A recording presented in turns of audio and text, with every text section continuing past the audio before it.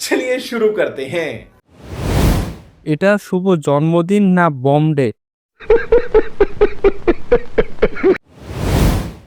আর একটু হলে শুভ জন্মদিন আর মৃত্যুবার্ষিকী একদিনে হয়ে যেত।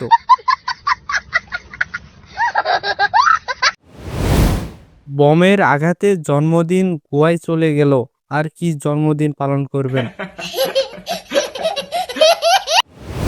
জন্মদিন পালনের শখ মিটে গেছে।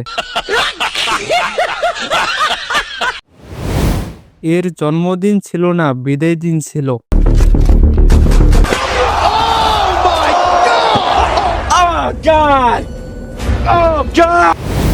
এটা তো খতরনাক বার্থডে সেলিব্রেশন।